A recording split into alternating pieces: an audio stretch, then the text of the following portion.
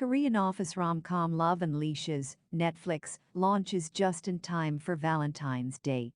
It centers its premise on sexual preferences outside the norm. It's not wrong, it's different. With a BDSM predilection, Jihoo tries to find a partner to fulfill his fantasies. But speaking to someone about it means opening himself to ridicule, ostracization, and possibly even job loss. At work he meets Jiwoo, a straight-faced detail jockey on his team. When she mistakenly opens a package with toys meant for him, she doesn't seem flustered. Perhaps she could be the one? From Jiwoo's perspective, he's a cute guy with dating potential.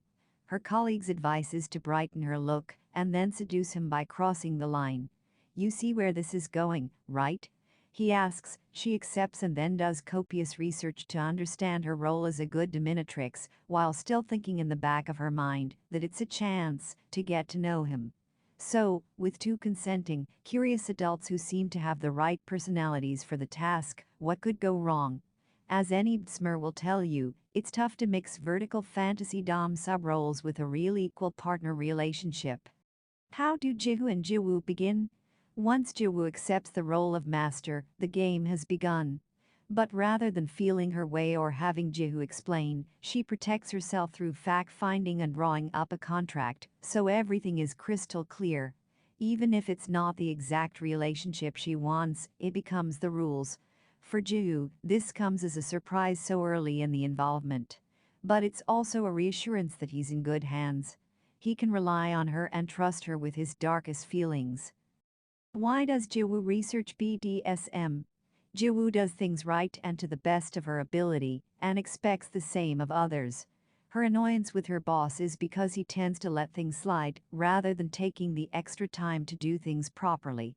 When she decides to try at being a dom, she investigates her responsibilities, and immediately draws up the contract as per web recommendations.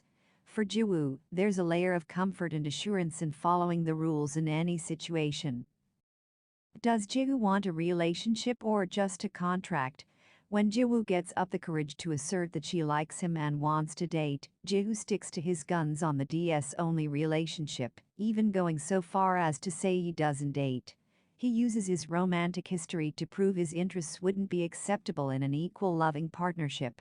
In his Hana-induced PTSD, he's given up on real relationships, choosing the safety of a limited contract or no relationship, rather than risk his love-beaten heart. Do Jihoo and Jiwoo give a real relationship a go? The contract is for 3-month-only encounter. On their last day of play, Jiwoo prepares for the ultimate DS act bondage. Jihoo creates a lovely romantic atmosphere that feels very much like a date. But before Jiwoo arrives, a poison-fueled Hana drops by, effectively killing Jihoo's confidence by reminding him of their failure. Jiwoo witnesses Hana exiting Jihoo's apartment, thinking they may have rekindled. Even though Jihoo denies any relationship with Hana, it triggers some jealousy, prompting her to make a final move. When play begins, Jiwoo offers an open invitation for an anything-goes last encounter. Even fully clothed, it's easily the steamiest scene in the movie. With a kiss not part of the agreement, Jihoo finally reaches for something more. Hands folded in resignation, that kiss signifies a change, a different desire to what he insists he wants. But when she pushes him away in confusion, he isn't quite willing to declare it in words. And Jiwoo needs things to be clear till she knows where she stands. When Jihoo cops out with talk of fear of burning up, she's not left with much choice. The 3 months is up. Walking away is the only thing Jiwoo can do. How does it end between them? It's a crisis at work that brings the two back together. Han, intending to warn Jiwoo, accidentally group emails an audio clip of Jihoo and Jiwoo's play in the office. Here comes the disciplinary action Jihoo feared. As expected, the hearing is humiliating. But it's also degrading and insulting as the leaders press for juicy details. Pushed to the brink, Jihoo finally explodes, defending Jiwoo and claiming all responsibility.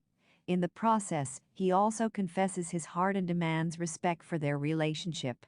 This may seem like the end, but clever Jihoo manages to find recordings of other inappropriate doings in the office and shares those around anonymously, completely changing the game.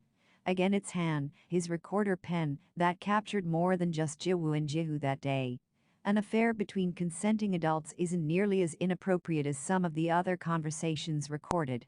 The confession, meanwhile, serves as an opportunity for the two to be honest with each other and take a risk. Against the odds, they begin to date with play as a comfort zone as they get to know each other. Somehow the two have found a middle ground, and some fun too. Thanks for listening. Ending Explained. We'd love to hear your thoughts on Love and Leashes. Was it good for you? Are we missing any key questions you'd like answered? Add your comments in box.